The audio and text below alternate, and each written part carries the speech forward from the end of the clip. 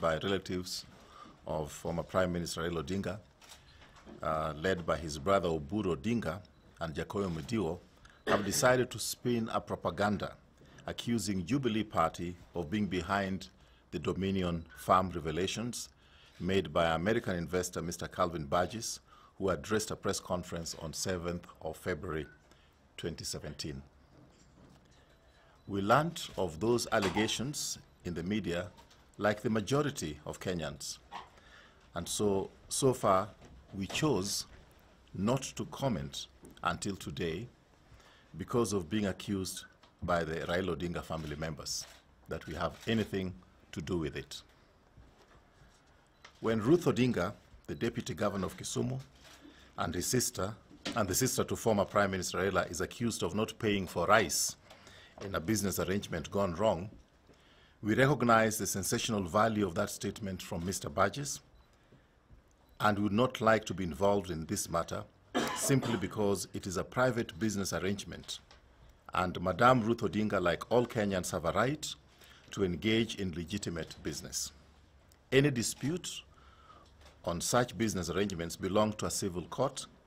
Jubilee does not come into this picture, and ODM operatives should not try to drag us into this drama.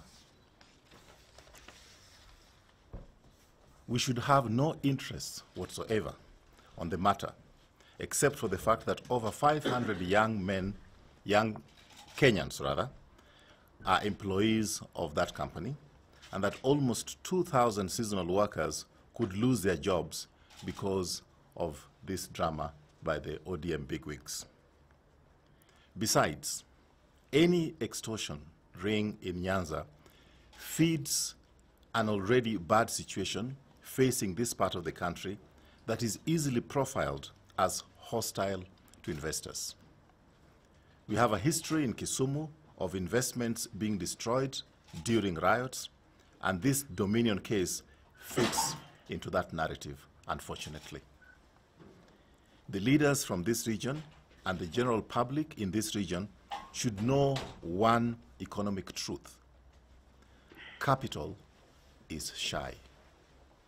When investors are convinced that a region is hostile and full of extortionists, it will impact negatively on the area, and those to suffer the consequence are the millions of unemployed youth.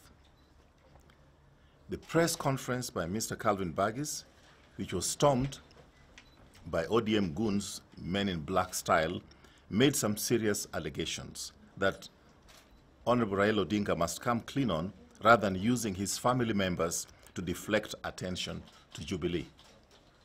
Unfortunately, the revelations by the American investor just represent the tip of the iceberg of scandals in ODM counties. We therefore dare Raila Odinga and his sidekicks to clarify the following: that 105 million shillings was paid to a shady Indian company, Godvari Enterprises, to conduct a feasibility study, and the money ended up in the pockets of ODM luminaries. This week, Siaya County government removed references to this company from its website. Such removal does not alter the facts. Similar corrupt deals are written all over ODM-controlled counties, including colossal amount of money spent on trips abroad, ostensibly to woo foreign investors. It is our submission that the EACC must investigate this scandal. The EACC should also gather the courage and commitment to conclude the investigation of the Unia Hotel in Busia, which is claimed to belong to Raila's cousin, Mr. Rasanga, who also happens to be the governor of Siaya. Mr. Burgess should also be accorded the opportunity, protection, and immunity to make a statement before parliamentary committees, EACC, and CID. This must be a country of laws in all its entirety, and not to have enclaves where some people are a government unto themselves, extorting money from businesses and investors, employing thuggery on anyone who disagrees with them. The media must also play its role in fighting corruption in all its forms and must not be cherry-picking the ones that they want to expose and the ones they want to hide under the carpet. Doing that means that the media would be complicit to the corruption scandals in this country. Thank you very much. I'd like to